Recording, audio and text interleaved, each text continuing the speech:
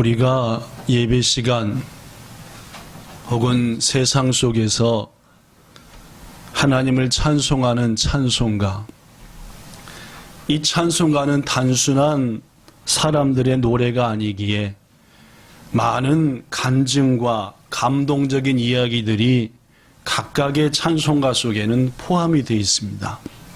그래서 어떤 교회는 찬송가 1장 한 장 한 장을 이 찬송에는 이런 놀라운 은혜와 비밀과 경험과 간증들이 있습니다라고 소개하는 그런 설교를 하는 교회도 있지요. 저도 가끔 우리들이 드리는 찬송가 중에 이 찬송가에는 이런 멋진 얘기들이 숨겨져 있습니다라고 말씀을 드리기도 하는데, 오늘도 여러분들에게 찬송가 한 장을 소개하고자 합니다. 569장인데 제목은 선한 목자 되신 우리 주라는 곡입니다. 선한 목자 되신 우리 주 항상 인도하시고 그런 4절까지 있는 곡입니다. 이 찬송은 트러프라고 하는 분이 작사하고 윌리엄 블래드버리라고 하는 분이 작곡한 많은 그리스도인들에게 널리 불려지고 사랑받고 또 하나님께 기쁨으로 드리는 곡입니다. 이 찬송에도 매우 감동적인 이야기가 숨겨져 있습니다. 여러분들에게 한 번쯤 소개한 것 같은데 오늘 말씀의 주제를 위해서 한 번 더 소개합니다. 유명한 복음 전도자 중에 D.L. 무디라는 분이 계십니다.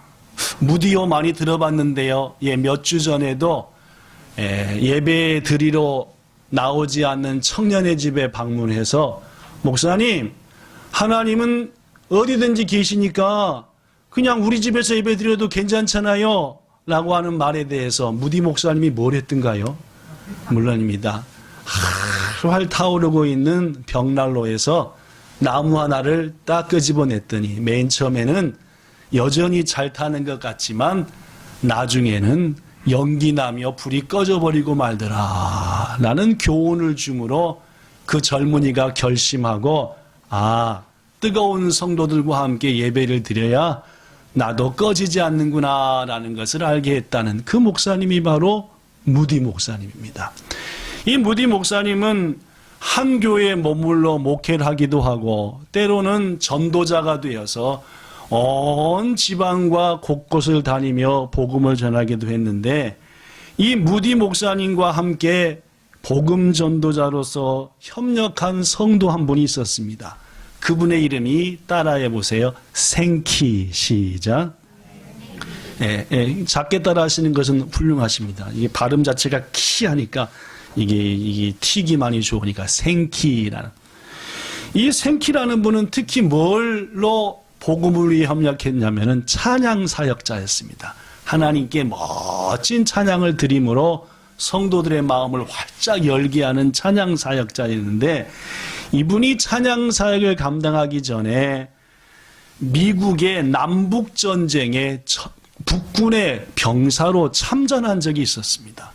미국의 남북 전쟁이라 한 것은 아시다시피 북군은 노예를 해방시켜서 세상에 노예가 어딨냐, 다 똑같은 사람이지, 남쪽은 한 번 노예인 것들은 영원히 노예여야 된다라고 해가지고 같은 나라끼리 노예 해방과 아니다라고 싸운 게 남북전쟁이죠. 그죠? 그 전쟁에 생키가 참전했다는 말입니다. 군인으로서. 전투가 치열하게 벌어지던 어느 날 밤, 이 생키가 속한 북군의 진영으로 남쪽에 군인 한 사람이 몰래 숨어 들어왔습니다. 이 전쟁에서 저 막사를 때려 부시고 저기 있는 자를 죽이면 우리가 남군이 승리한다, 이런 마음으로 대단한 결심과 목숨을 걸고 남군 병사가 따온 거죠. 아니나 다를까 북군의 중요한 장막 앞에 누가 서 있었어요? 이 생키가 서 있었던 겁니다. 여놈 잘 걸렸다, 너부터 끝장을 보자 해가지고 남군 병사가 생키를 향해서 조준을 하고 정조준을 하고 딱 갇힌 다음에 이제 빵 쏘면은 왁 해가지고 죽게 되는 겁니다. 방아쇠를 당기려고 모든 준비를 딱 다 했는데 갑자기 생키가 뭘 하는 거예요? 콧노래를 부르는 거예요. 무슨 곡을 불렀게요? 지금 이 곡을 불렀답니다. 하더니 갑자기 이제 목소리까지 선한 목자 구세주여 막 부르는 순간 총을 쏠려 했던 남군의 병사의 손이 파르르 떨렸습니다. 쐈게요? 못 쐈게요? 못 쐈어 얘기가 되는 거 아니겠습니까? 그죠? 못 쐈어. 조용히 적군을 생키를 향해 총을 겨누던 그것을 조용히 내리고 그 자리를 떠나버리고 말았다라는 얘기지요. 선한 목자 되신 주님께서 선한 목자 되신 주님을 찬송하는 생키를 죽음으로부터 건져주시고 목숨을 지켜주신 은혜로운 시간인 줄로 믿습니다. 그로부터 몇 해가 지났대요. 전쟁도 끝이 났습니다. 이제 무디 목사님은 전쟁이 끝나 상처받은 온 아메리카 시민들의 마음을 치료하기 위해서 이곳저곳 다니면서 말씀을 전하고 예배를 드렸는데 그 예배 무디 목사님이 예배를 인도하는 집회에 누가 참여했느냐? 남군 병사로 생키를 향해서 총을 겨누었던 그 젊은이가 그 예배에 참여한 거예요. 그 역시 믿음의 사람이었으니까 말입니다. 그런데 설교 전에 웬 찬양 사역자가 나와가지고 찬양을 부르는데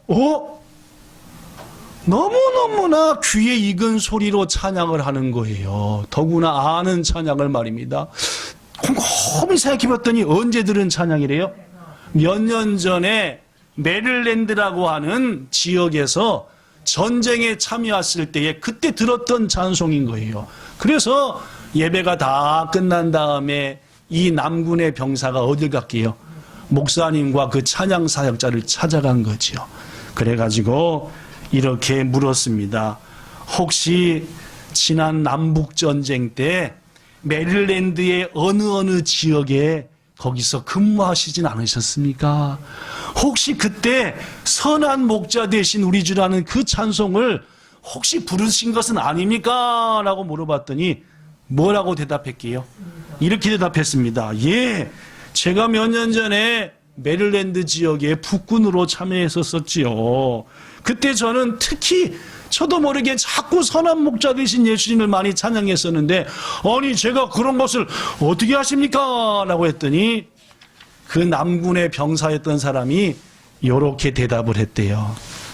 사실은 그날 밤 제가 당신을 발견하고 총의 방아쇠를 딱 당기려고 하는 순간 당신의 코와 입에서 뭐가 들려왔다? 선한 목자 되신 우리 주라는 그 찬송이 들려왔습니다. 그 찬송은 실은 제가 군대에 오기 전부터 우리의 어머니가 항상 찬송하는 소리였고 곡이었고 저 역시 그 찬송에 대한 오모이대가 있습니다. 고로 저는 도저히 그 찬송을 부르는 당신을 향해서 총을 당길 수가 없었습니다. 라고 사랑하는 성도 여러분, 이렇듯 하나님을 향한 온전한 찬송은 말입니다. 찬송하는 사람의 생명을 지켜주는 놀라운 능력이 있는 줄로 믿습니다. 물론입니다. 찬송은 생명을 보호하고 하나님의 은혜를 힘입게 하는 놀라운 능력이 있으니 이 시간 함께한 여러분들 그리고 방송을 통해서 함께 하시는 여러분들 부디 찬송과 함께하는 삶을 통해서 하나님께서 여러분의 생명을 지켜주시는 은혜를 우리 역시도 체험하게 되기를 예수님 이름으로 축복합니다. 오늘은 지난 2주일의 말씀을 이어서 경건의 모양은 있지만은 경건의 능력은 부인하는 거짓신앙, 잘못된 신앙에 대한 말씀을 이어서 하겠습니다. 첫 번째 시간은 뭐에 대한 능력이었죠? 잊어버리셨습니까? 2주 전에는 뭐에 대한 능력이었죠? 어찌하십니까? 그죠? 참 그렇습니다. 그죠? 예. 침이 튈까봐 차마 말씀 못하는 몇 분들을 위해서 제가 대신 얘기하죠. 하나님의 말씀을 아무리 듣고 배워도 그 말씀 따라 순종할 때 나타나는 능력을 믿지 않는 그러한 말씀 들음은 아무짝에 필요 없다. 모양만 있고 능력도 없는 이런 자들에게서 뭐 하라고요? 돌아서라. 왜요? 배우니까요. 여러분, 우리가 서로 돌아서는 존재가 되면 안 됩니다. 그죠? 예, 말씀을 듣고 그 말씀대로 순종하여 그 말씀의 능력이 나타남을 믿고 말씀 안에 사는 그런 우리가 돼야지요. 그럼 지난주에는 경건의 능력에 대한 얘기하면서 뭔 경건을 얘기했던가요? 물론입니다. 기도에 대한 얘기했었죠. 많은 사람들은 마지막 때가 될수록 이루어질 것도 안 믿고 기도합니다. 왜요? 기도는 해야 될 것 같은데 이루어지지는 않을 것 같으니까 모양은 있죠. 기도자 같으죠. 그러나 뭔 하지 않습니까? 기도의 결과, 응답은 기대하지 않습니다. 그래서 지난번에 로데라고 하는 여자아이가 베드로님이 오셨다니까요. 미쳤구나 네가. 이런 얘기 소개했었습니다. 오늘은 그 세 번째 시간으로 첫째가 말씀 순종하는 자에게 임할 능력, 둘째 믿고 기도하는 자가 얻는 능력. 오늘은 뭔 능력이죠? 네, 물론입니다. 찬송의 능력에 대한 말씀을 전하겠습니다. 여러분에게 묻지요. 여러분은 찬송과 찬송의 능력에 대해서 어떤 믿음을 가지고 계십니까? 여러분이 찬송할 때에 기적과 역사가 나타난다는 것을 믿고 찬송하십니까?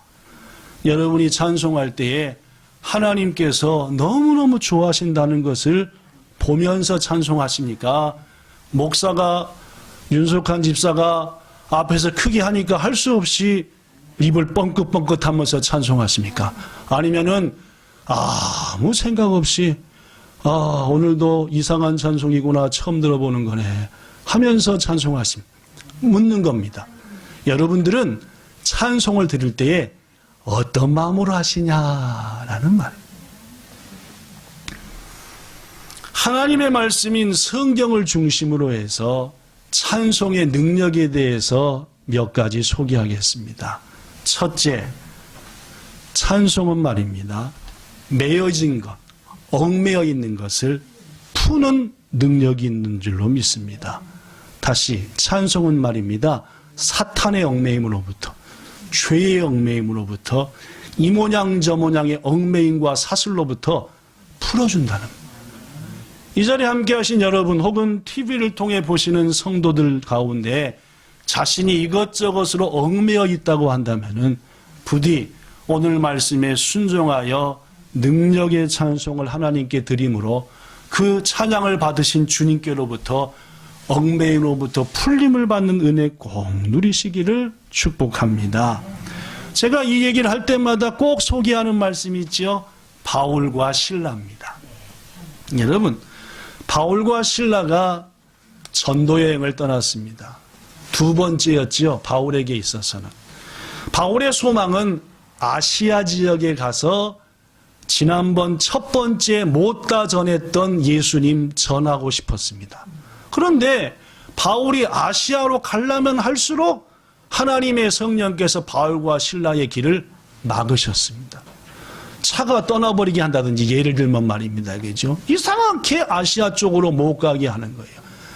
그래서 하나님의 뜻이 아시아가 아닌가 해가지고 하나님의 뜻에 성령에 밀려 어디까지 왔냐면은 아시아의 가장 끝인 지금의 터키, 도르코의 드로아라고 하는 곳까지. 드로아라는 곳까지 왔죠. 이제 밤이 잠을 딱 자는데 바울의 꿈속에서 저 유럽의 사람, 아시아가 아니라 저 유럽, 마게도냐의 사람들이 일로 건너와서 우리를 좀 도와주세요. 일로 건너와서 도우세요라는 것을 보게 된 거예요. 그래서 바울은 확신했습니다. 지금부터 우리가 전해야 될 복음은 아시아가 아니라 어디다? 유럽이다. 예. 유럽의 첫 번째가 마게도냐거든요. 유럽이다 라고 믿고 배를 타고 드디어 유럽에 갔습니다. 그래서 처음 도착해 예수님 전한 곳이 어디냐? 따라하세요. 빌립보 교회입니다. 그래서 하나님의 성령의 강권적인 은혜로 바울과 실라는 유럽, 자신의 뜻과는 달리 빌립보에 오게 되었죠. 그런데 말입니다. 이 빌립보에는 엄청나게 유명한 점쟁이 한 분이 계셨어요. 점쟁이가 뭐 하는 분이죠? 점치는 분이 점쟁이입니다. 그죠? 이 점쟁이인데 이분은 여자분이었는데 귀신의 힘을 입어서 점치는 사람이었습니다. 아시겠죠? 예. 우리 한국의 무당도 세습한 무당이 있고, 즉 부모로부터 계속 이어오는 대개 세습 무당은 모계로 이어집니다. 모계로 이어져요. 그 다음에 이런 세습 점쟁이 무당이 있는가 하면은 어느 날 갑자기 신을 받으신 김혜경이라고 하는 단군교 교주라는 분이 있어요. 여러분들은 잘 모르는지 모르겠지만 이분이 제가 한국에서 섬기던 교회에 오셔서 간증을 했는데 그분이 바로 그런 분이라 망우리 공동묘지에 가서 기도하다 말고 귀신님을 받은 거예요. 그래서 단군교라는 교주를 만들어 모든 점쟁이의 왕이 되신 분. 그분이 돌이켜서 예수 믿어서 했던. 하여튼 이런 것처럼 점쟁이 무당은 둘이 있어요. 세습 점쟁이와 어느 날 갑자기 귀신을 받아서 귀신의 힘으로 점쟁이가 된 사람. 이 여인은 세습이요, 귀신이요? 귀신입니다. 귀신이 들려가지고 점쟁이 하는 분인데 이게 귀신이 제대로 들어가지고 귀신같이 뭐 하는 거예요? 알아맞추는 거예요. 여러분 귀신같이 알아맞추면은 가끔 가서 상담하고 싶어요? 안 하고 싶어요? 그쵸. 이게 그렇단 말이에요. 그래가지고 빌립보와 지역의 사람들이 용한 점쟁이께서 필립보에 나타나셨다 해가지고 복채가 뭔지 알죠? 예, 점칠 때 인사로 드리는 거. 복채를 잔뜩 들고 가서 뭐 진짜 귀신같이 딱딱딱. 얼마나 점을 잘 치고 잘 맞히든지 이 귀신 들린 여종의 주인이 이 점쟁이 때문에 얼마나 많은 이익을 얻었는지 벤츠만 해도 5대고 2층 3층 집에 막 난리가 난 거예요. 그런데 그 동네에 누가 갔다고요? 바울과 실라가 간 겁니다. 어느 날 아침 그날도 하나님께 기도를 드린 다음에 만나게 한 사람한테 예수님을 전하려고 기도의 자리를 향해 가는데 딱 누굴 만난 거예요? 그 귀신 들린 용한 점쟁이를 만난 거예요. 바울과 실라가 놀랬게요? 귀신 들린 점쟁이가 놀랬게요? 왜 놀랬게요? 나보다 더 센 하나님 귀신을 모시고 계신 분이라. 이제 그 사람의 눈으로 볼 때는 내가 섬기는 귀신님보다 더 센 하나님을 모시는 두 사람을 보니까 막 깜짝! 이제까지 볼 땐 처음 다 우습게 보였거든요. 근데 자기보다 더 센 분을 모시는 분이 두 분이 서신 거야. 그러니까 이 사람이 깜짝 놀래가지고 그때부터 누구 뒤를 졸졸 쫓아다녀요? 바울과 실라의 뒤를 졸졸 쫓아다니는 거예요. 뭔가 한 수 배울 게 없을까? 뭔가 고물 떨어지는 거 같이 먹을 수 없을까라고. 그러면서 그냥만 댕긴 게 아니라 소리 질러대는 거예요. 뭐라고 소리 질렀게요? 이렇게 소리 질렀대요. 뭐라고 소리 질렀냐면은 어디 갔습니까? 사도행전 16장 17절에 말하기를 이 사람들은 지극히 높은 누구의 종이다? 하나님의 종인데 너희들에게 뭘 가르쳐주는 자다? 네, 구원의 길을 너희에게 가르쳐주시는 분이다. 자, 이 귀신 들린 점쟁이가 하는 말이 맞아요? 틀려요? 한마디도 틀린 게 없습니다. 기가 막히게 맞는 거 봐서 역시 여기는 뭐요? 제대로 귀신이 들린 거죠. 뭐 정확히 맞히니까만 이 정도로 용한 거죠.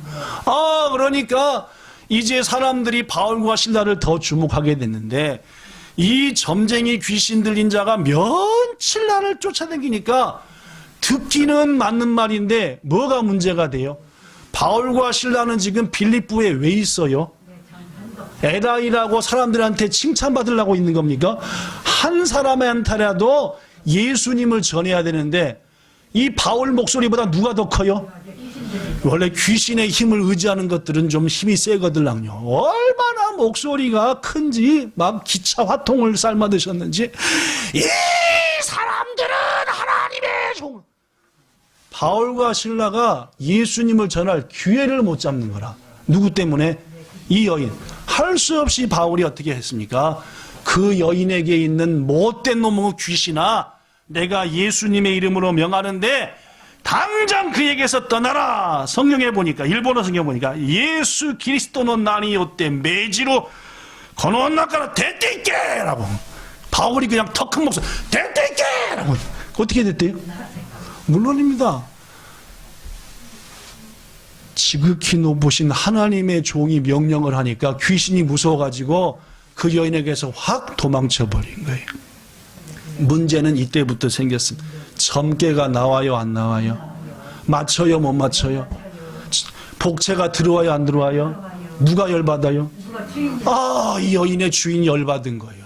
지금 벤츠 유지비도 필요하고 새로운 전기차로 바꿔야 되는데 아니 이게 돈 들어올 일이 가지고 사람들을 풀었어요. 누굴 잡았게요? 바울과 실라를 잡았습니다. 어디 끌고 갈게요? 빌립보 관청에 끌고 갔지요. 그래가지고 어떻게 했어요?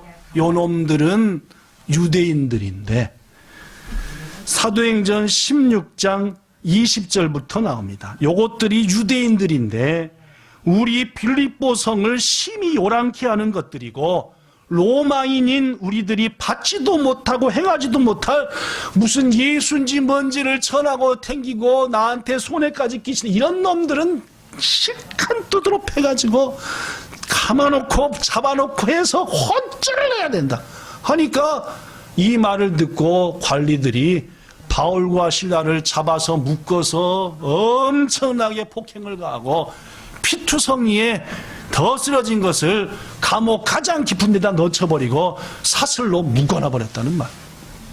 여러분, 제가 이 말씀을 자주 전할 때마다 묻는 것은 여러분이 바울과 실라 같으면 이런 상황에서 열이 받아요, 안 받아요? 빌립보 온댔습니까? 아시아 가겠다 했습니까? 아니, 아시아 가겠다. 그렇죠. 근데 질질 끌어갖고 어디 오게 했습니까? 와서 뭐 잘못한 거 있습니까? 예수님만 전했지요.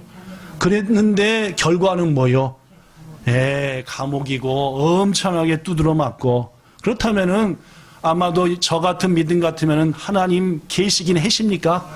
내가 언제 일본을 온다 해결했습니까? 뭐 어떻게 딜디 끌어가지고 본향교회 목사를 만들더니 지지기도 순종 안 하고 기도하자는데 기도도 안 해.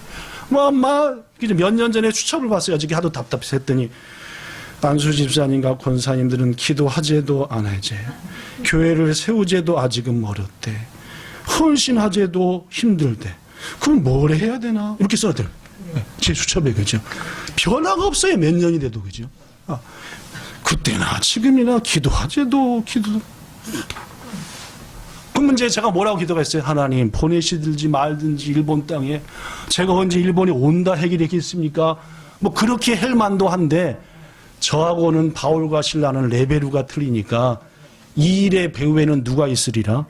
하나님의 뜻이 있으리라 라고 생각해야 하는 줄로 믿습니다. 그래서 저한테 하는 얘기입니다. 여러분한테 하는 얘기 아니라 이 일의 배후에는 이렇게 실망함을 주고 제가 어저께 최고 많이 찬양한 거 내 영혼아 네가 어찌하여 낭망하느냐 네가 어찌하여 하여튼 이 찬송밖에 안 했습니다. 어저께 왜냐면 하도 마음이 답답해서 기도 좀 하고 힘 좀 하치되는데 주여 하여튼 먼데 있는 분들도 마음을 정해서 한두 번은 같이 기도하자는데 가까운 분들은 먼데 있는 분한테 한 말을 자기 말로 듣고 한 번이나 두 번 나가서 비춰주기만 하면 내 사역을 다 하는 거야 라고 생각하시니까 그런 것처럼 느껴지니까 주님 낙심하지 않게 해서 제가 낙심하면 아무것도 안 됩니다. 낙심하지 않게 하소서.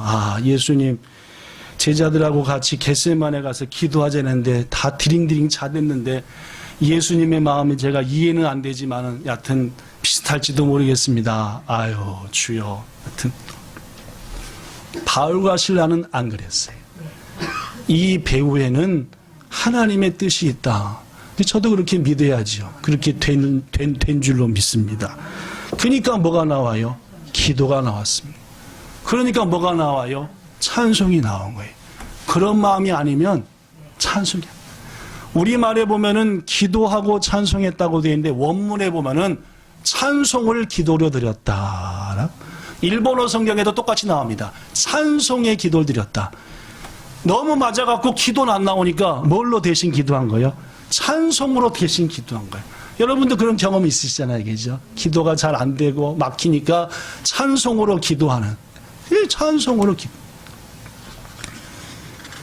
우리는 바울과 실라가 찬송으로 기도했을 때에 어떤 일이 일어난지를 알고 있습니다. 어떤 일이 일어났지요? 갑자기 큰 지진이 일어났습니다. 옥문이 팍 열렸습니다. 그죠? 42인치였던 허리에다가 38인치 옷을 입고 간신히 잠궜는데 하니까 펑 튀는 거죠. 그죠? 그런 것처럼 옥문이 펑 튀. 경험한 분들은 웃고 경험이 없는 분들은 웃지 않네. 그죠? 펑. 그것만 펑 터진 게 아닙니다. 보니까 사슬에 묶여 있었던 그것이 펑 터지고 모든 게 펑펑 열려서 하나님 은혜 가운데에서 모든 매인 것이 풀어진 기적이 있게 된 줄로 믿습니다. 찬송은 무슨 능력이 있다고요?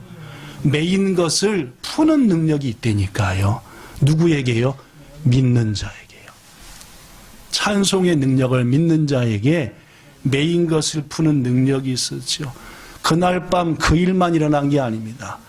이제 바울이 실라와 함께 깜짝 놀라 하나님 역사를 보고 있는데 갑자기 로마 군인 하나가 목으로 칼로 자기 목을 해서 죽으려고 하는 거예요. 왜 죽으려고 하느냐 했더니 죄수들이 다 도망가 버렸으니 이것을 지키지 못했기에 우리 법으로 하면 죄수를 놓쳤으면은 도망간 죄수의 죄를 내가 담당하는 건데 죽음 외에는 방법이 없다. 아니다 죽지 마. 너에게 구원의 방법. 우리가 어떻게 해야 구원받습니까 했더니 그 유명한 말 그지요. 주 예수를 믿으라. 그리하면 너와 내 집이 구원을 얻으리라. 바로 요때 한 말이죠. 그 유명한 말을 사도 바울이 감옥의 간수에게 요때 한 말입니다. 그날 밤 온 가족이 간수의 가족이 예수님 믿고 구원받은 줄로 믿습니다. 바울은 깨달았지요. 나르호도 이런 이유 때문에 하나님이 나를 감옥으로 보내셨구나 라고 말. 하나님이 하신 일은 이유가 있지요. 그렇습니다. 성도 여러분, 이렇듯 하나님이 기뻐하시는 온전한 찬송은 매인 것을 푸는 능력이 있고 지옥에 떨어져 스스로 목숨을 끊어 지옥에 떨어질 자를 천국으로 인도하는 힘이 있는 줄로 믿습니다. 부디 자신이 뭔가에 억압돼 있고 힘들고 질병으로부터 억압돼 있다고 한다면은 완전한 자유함을 얻기 위해서 바울과 실라의 마음으로 하나님께 감사 찬양 드리는 여러분과 저 되어 찬송의 능력 체험하시기를 축복합니다. 오늘 본문 말입니다. 역대하 5장의 말씀인데 어떤 장면이냐. 아시다시피 믿음의 조상 다윗에게는 가장 큰 소망 하나가 있었습니다. 그 소망이 뭔지 아시지요? 반드시 내가 하나님의 성전을 세우리라. 하나님께서 다윗에게 맡겼던가요? 아닙니다. 너는 너무 피를 많이 받고 네 생애가 그러하니 넌 안 된다. 네 아들이 할 것이다 라고 해서 그 아들 솔로몬이 다윗의 뒤를 이어 유지를 받들어 성전을 아름답게 세웠습니다. 그리고 성전에서 필요한 모든 기구들을 다 준비한 다음에 하나님의 법궤, 강대상이라고 생각해도 되겠습니다. 법궤를 먼저 성전에 모셔드리고 모든 성전 기구들을 각각의 필요한 데다 놓은 다음에 하나님 앞에 뭔 예배를 드렸게요? 감사와 봉헌 예배. 이 모든 게 다 하나님의 것입니다. 받으소서 하면서 예배를 드리는 장면이 오늘 본문인 역대하 5장이에요. 아시겠죠? 무슨 장면인지. 그 장면 중에 가장 클라이막스, 가장 아름다운 장면은 바로 조금 전에 읽었던 역대하 5장 12절부터 14절까지의 말씀. 그럼 뭐가 클라이막스냐? 솔로몬은 아버지에게 배워서 찬송하는 것을 너무 소중히 여겼습니다. 그래서 찬양대원들을 구성했지요. 아버지의 뜻에 따라서. 그래서 노래 부르는 찬양대원. 뭘 입혔던가 아까 보니까 세마포. 세마포니까 뭡니까? 우리 야나기상이라든지 성도들이 지금 입으신 그 찬양대 가운이라는. 그 다음에 그분들만이었습니까? 보니까 나팔, 수금, 제금 쫙 성전 들어오는 동편에 딱 대열을 만들어 서 있는 거예요. 찬양대원들이 예배당까지는 못 들어오고 성전 앞에 넓은 광장에 수천의 목소리로 찬양하는 찬양대원들과 악기로 찬양하는 찬양대회 가지고 일제히 지휘자에 딱 맞춰가지고 하나님을 찬양하는데 찬양의 가사가 뭐였더라 아까 보니까. 예. 선하시도다 그의 자비하심이 영원히 있도다. 전체 가사는 모르겠지만 역대기서의 저자는 일부 가사만 썼습니다. 뭐라고 썼어요? 선하시도다 그의 자비하심이 영원히 있도다. 지금 누굴 찬양하는 건 내용? 하나님을. 순간 말입니다.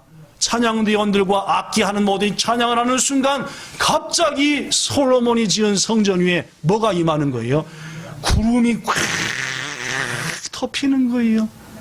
구름이 덮이더니 갑자기 거기 가운데 뭐가 느껴져요? 하나님이 임재하신 게 느껴지는 거예요.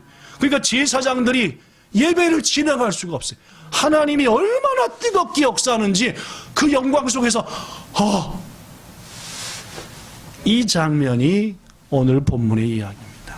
여러분, 오늘 찬송의 능력에 대한 메시지를 전하고 있는데 첫째 찬송의 능력은 뭐라 그랬죠? 얽매인 것을 풀어버리는 능력이 있다 했죠. 이보다 더 큰 찬송의 능력이 있습니다. 뭔지 아시겠죠? 하나님이 임하게 하십니다. 찬송하는 사람의 자리에 하나님이 임하게 하신다. 너무너무 좋아하신다. 하나님께서 우리가 찬송하는, 진정한 마음으로 찬송하는 것을 성경에 있던, 신앙에 있던 어떤 신앙의 행위와 헌신보다도 더 기뻐하신다 라고 말을 해도 과언이 아닙니다. 우리 하나님은 찬송을 기뻐하십니다. 마음과 뜻과 정성으로 온 힘으로 다하는 찬송을 너무너무 기뻐하는 하나님이시. 그게 찬송의 최고의 능력이라는 거죠. 이 능력을 믿으시고 찬송을 기뻐하신 하나님 앞에 마음과 정성으로 온 힘을 다해 매일매일 매 순간 예배 시간에도 불구하고 찬송하시는 주님의 기쁨이 되는 여러분 되시기를 예수님 이름으로 축복합니다. 그렇습니다. 히브리서 기자는 우리가 예수님으로 말미암아 항상 찬송의 제사를 하나님께 드리자. 모든 예배 중에 찬미의 제사, 찬송의 제사를 하나님이 너무 기뻐한다는, 구체적으로 말합니다. 네 입술의 열매로 주님을 찬송하라는 거죠. 마지막 세 번째, 찬송은 또 어떤 능력이 있을까요? 성경에 보면은 찬송의 능력은 여러 가지 많습니다. 그 중에 전 여러분들에게 오늘 몇 가지만 소개하는데, 마지막 찬송의 능력은 영적인 싸움에서 이기게 하십니다. 전쟁에서 뭐하게 한다? 이기게 한다. 우리의 싸움은 아간 사단과의 싸움이고 믿음 안에서 매일매일 매 순간순간 싸우는 거예요. 그러나 우리가 찬송으로 나갈 때에 거기는 승리가 있다는 거죠. 시간 조금 지나고 있지만 지금 많이 고민했는데 건너뛸까 안 건너뛰고 가겠습니다. 모압과 암몬이라고 하는 나라가 다른 나라와 연합군을 조직해서 유다를 쳐들어왔습니다. 당시 유다의 왕 여호사밧, 시작. 다시 한번 여호사밧. 유다의 3대 의로운 왕 중에 손가락 꼭 뽑히는 왕이 여호사밧입니다. 그죠? 이 여호사밧 때 쳐들어왔는데, 여호사밧은 이 전쟁을 맞이해서 하나님 앞에 믿음의 동역자들과 간절히 기도하죠. 유명한 기도합니다. 우리는 아무 힘도 없고 방법도 없고 오직 누구만 바라보나이다. 주님만 바라봅니다. 여호사밧이 한 유명한 기도입니다.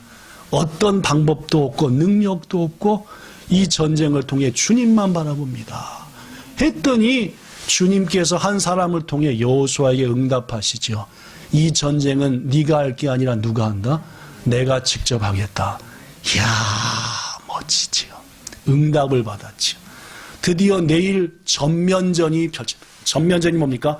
그쪽과 우리와 이제 칼창 들고 서로 목숨을 향해 목을 향해서 싸우는 거죠. 여호사밧 왕은 제사장과 선지자들과 군인들과 모든 백성이 우리 우두머리들을 모아놓고 회의를 합니다. 내일 드디어 우리는 저들과 싸웁니다. 어떤 무기를 들고 누구를 가장 앞세울까요? 눈을 뜨세요. 어떤 무기를 들고 누구를 가장 앞세울까요? 라고 왕이 물었죠. 대답했습니다. 무기는 찬송으로 삼고 고로 그 무기를 든 노래하는 찬양대원들을 가장 앞에 세우지요. 라고 했어요. 아리에루 합니까? 아리에나이 합니까? 전쟁터에서 최고 잘 싸우는 사람들을 앞에 서야 됩니까? 노래하고 무기도 없는 것들을 앞에 서야 됩니까? 지금 여호사밧과 백성들이 결정한 내용이 제대로 된 겁니까? 안 된 겁니까? 세상 사람들이 볼 때는 있을 수도 없는 일이죠. 무슨 칼바지, 총바지 할 바지 있습니까? 그러나 여호사밧과 백성들은 하나님을 믿고 찬송의 능력을 믿었습니다. 어떻게 된지 아시죠?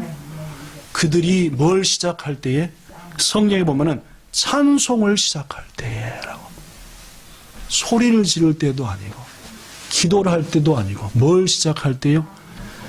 찬송을 시작할 때에 하나님께서 그들에게 놀라운 승리를 주신 줄로 믿습니다. 역대하 20장 22절, 그들의 노래와 찬송이 시작될 때에 하나님께서 복병을 투사 유다를 치러 온 모든 자손들을 치게 함으로 그들이 패했다 라고 성경은 말합니다. 성도 여러분, 우리 하나님은 찬송을 기뻐하십니다. 우리가 입을 열어 하나님을, 또한 하나님이 하신 일들을 찬양할 때에 하나님은 우리 앞에서 대신해서 싸워주십니다. 그리고 우리가 찬송하는 그 자리에서 승리하게 하시는 줄 믿습니다. 말씀을 마칩니다. 여러분, 우리는 하나님을 찬양하기 위해서 지음받은 존재인 것 알고 있습니다. 이 백성은 내가 날 위하여 지었나니 나의 찬송을 부르게 하려 함이라는 말씀의 뜻 알고 있습니다. 특히 여러분, 찬송은 우리 하나님이 가장 기뻐하는 것입니다. 찬송은 곡조 있는 기도이며 하나님을 향한 우리의 진정한 신앙 고백입니다. 그러므로 찬송합시다. 하나님을 온전히 찬송합시다. 찬송은 생명을 지키는 은혜가 있고, 찬송은 매음을 푸는 능력이 있으며, 찬송은 하나님을 바로 우리 앞에 임하게 하시는 힘이 있고, 찬송은 전쟁을 이기게 하는 놀라운 힘이 된다는 사실. 우리 이 능력을 믿고 찬송의 유일한 주인 되신 하나님 앞에 마음과 뜻과 정성을 다해 찬송하는 생활을 게을리하지 맙시다. 입을 크게 올려 찬송해야 돼요. 코로나 시대니까 지금 우리가 많이 절제하지만 본래는 예배 드릴 때에 목사님 목소리가 크니까 목사님의 비말로도 이 안엔 충만하니까 저는 괜찮습니다. 뭐 지금이야 그러니까. 그러나 실은 온 힘을 다해 온 목소리로 마음을 다해서 큰 소리로 중심을 들이며 찬양해야 되는 것이고, 그것이 찬양자의 자세이며, 그 온전한 찬양은 금방 말씀했던 능력들을 우리에게 주시는 일이니, 부디 오늘 세 번째 메시지, 찬송의 능력을 믿고 찬송하셔서 그 은혜를 누리는 우리 모두 되기를 예수님 이름으로 축원합니다. 좋으신 하나님 감사합니다. 점점 우리의 입술에서 우리의 모임에서 찬송이 힘을 잃고 사라지는 것 같습니다. 마지막 때가 될수록 경건의 모양은 있지만 능력은 부인하는 자들이 나타나는 것처럼 찬송의 분야에도 어쩌면 그러한지도 모릅니다. 우리 본향교회 주님이 임재하시는 찬송이 멈추는 교회가 되게 하시고 우리 성도들 가정에서든 교회에서든 일터에서든 어느 곳에서든지 주님을 찬양하며 영광 돌려 그 능력을 마음껏 증거하는 우리 모두 되게 하시기를 예수님 이름으로 기도드리옵나이다. 아멘.